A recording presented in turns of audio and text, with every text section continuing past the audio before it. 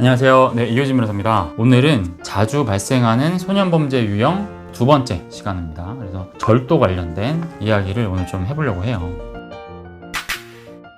학생들이 폭행건도 진짜 많지만 절도 관련된 건도 정말 많아요. 예전에 뭐 학용품 가져가기도 하고 뭐 체육복 가져가기도 하고 물통 가져가기도 하고 뭐 이런 거 많았죠.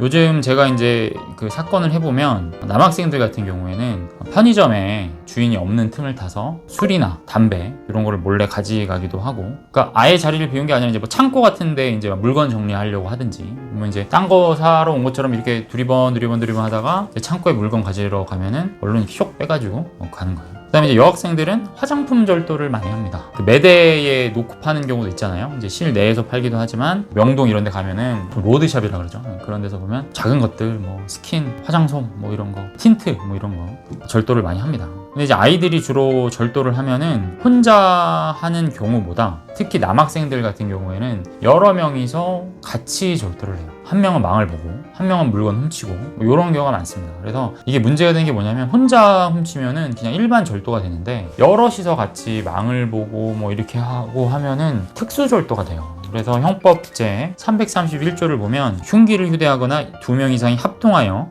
타인의 재물을 절취한 자는 1년 이상 10년 이하의 징역에 처한다, 이렇게 돼 있어요. 일반 절도는 6년 이하의 징역 또는 1천만 원 이하의 벌금입니다. 특수절도가 훨씬 세죠. 아이들이 생각 없이 친구랑 같이 뭐 하잖아요. 그러면 이제 특수절도가 돼서 더 세게 처벌을 받게 되는 겁니다. 이런 경우에는 이런 변명을 많이 하죠. 아유, 저는 망만 봤어요. 저는 같이 있었을 뿐이에요. 얘 훔치는지도 몰랐어요. 이런 변명을 많이 하게 되는데, 망을 봤다는 것만으로도 어쨌든 그 절도 행위의 실행 행위를 분담한 거기 때문에 공범으로 봅니다. 나는 전혀 몰랐어요, 이러한 항변도 결국에는 본인이 아니라는 걸 입증을 해야 되거든요. 근데 현실적으로 그게 쉬운 일이 아닙니다. 그래서 대부분 다 같이 공범으로, 법률적으로 이제 공동 정범이라고 합니다. 똑같아요. 망을 봤든 아니면 훔친 거 물건을 가져다가 뭐 숨겨서 도망치는데 협조를 했든 다 똑같은 공범이 된다라고 보시면 됩니다. 편의점 업주분들도 처음에는 좀 봐주시다가 이제 너무 막 이런 일들이 많고 그러니까 스트레스가 쌓이니까 나중에는 절대로 합의를 안 해줍니다. 그래서 이제 제가 했던 사건 중에서도 결국에는 합의가 안 돼서 이제 부모님이 찾아가가지고 읍소를 하고 훔친 물건의 20배 정도를 물어주고 검찰 단계에서 형사조정을 통해서 합의를 했던 그런 경우들이 있습니다. 여학생들 화장품 절도도 마찬가지예요. 편의점이나 화장품 가게에 CCTV가 다 있어요.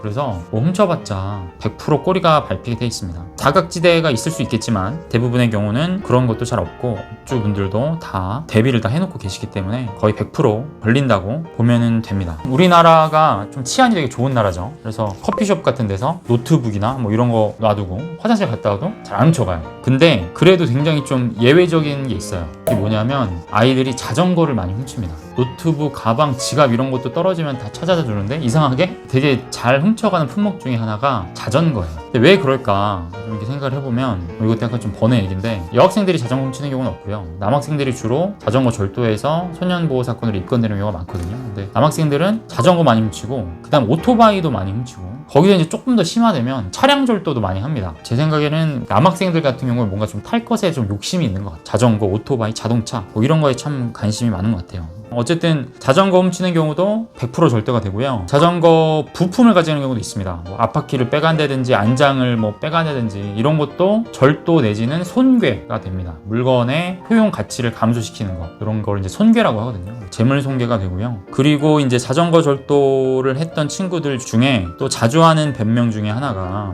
내가 이거 자전거 훔치려는 게 아니라 잠깐 타고 다시 가져다 놓으려고 했어요, 이렇게 이야기하는 경우가 많이 있습니다. 돌려줄 생각이었다라는 그런 항변이죠. 근데 이걸 법률적으로 사용절도라고 하는데, 이런 경우에는 원칙적으로 절도죄로는 처벌이 되진 않아요. 이거는 오히려 손괴 쪽으로 갈 수도 있습니다. 그럼에도 불구하고 물건의 경제적인 가치가 많이 감소를 했다거나 사용 기간이 단기간이 아니라 굉장히 장기간이었던 경우, 뭐 내가 한 달 사용하고 돌려주려고 해서 이거 좀 말이 안 되잖아요. 그리고 물건을 원래 장소가 아닌 아예 다른 장소에 갖다 놨다라고 하면은 사용절도가 되지 않고 일반 절도가 돼서 처벌을 받습니다. 이게 왜 사용절도는 처벌을 안 받냐면, 법률적으로 절도가 되려면 불법 영득 의사라는 게 있어야 돼요. 불법적으로 이거를 내가 영구적으로 득한다. 그러니까 소유권을 내가 아예 가져간다. 라는 그런 고의가 있어야 됩니다. 그게 있어야만, 불법 영득 의사가 있어야만 절도가 되는데, 사용절도는 그게 없어서 원칙적으로 처벌이 안 된다. 하지만 아까 제가 말씀드렸던 세 가지 경우에는 일반 절도죄로 봐서 처벌이 될 수 있다라고 말씀을 드리겠습니다. 일단 오토바이도 제가 말씀드렸죠. 정말 많이 훔쳐가는 품목 중에 하나고, 오토바이도 단독으로 훔치는 경우는 제가 거의 못 봤어요. 다 무리지어서 이렇게 훔치는 경우가 많고, 맞는 키 같은 거 만들었고 많이 훔치고요. 아까 말씀드렸듯이 특수 절도가 되고요. 그 다음에 이제 또 오토바이 절도랑 같이 세트로 다니는 게 오토바이 무면허 운전입니다. 그러니까 아이들이 면허도 없으면서 그걸 훔치고 그걸 이제 타고 도망하려다 보니까 또 무면허가 같이 걸려요. 오토바이 무면허 운전은 대부분 이제 벌금형으로 처벌이 되긴 하는데, 또 오토바이 배기량에 따라 좀 다릅니다. 오토바이 배기량이 만약에 125cc 이상으로 초과하면은 이게 도로교통법상 일반 차량으로 분류가 돼요. 그래서 벌금형이 아니라 1년 이하의 징역이 선고될 수도 있습니다. 절도 사건이 이제 점점 늘어나는 그 원인 중에 하나가 뭐냐면, 요새 이제 인건비 비싸지고 하니까 점점 무인 점포가 많아지고 있어요. 무인 편의점, 무인 아이스크림 가게 아시죠? 하드 파는데 그런 게 많아지다 보니까 그냥 뭐 가져가는 거예요. 그냥 가져가고, 아니면은 한 5개만 결제하고 5개는 그냥 가져가고, 그런 경우가 많습니다. 대부분 그런 경우 하는 항변들이 나는 몰랐다, 결제하는 걸 깜빡했다, 이런 주장들을 많이 하는데, 입증 책임은 본인한테 있기 때문에 소명을 본인이 스스로 해야 됩니다. 근데 굉장히 어렵겠죠. 그래서 대부분은 다 고의적인 절도로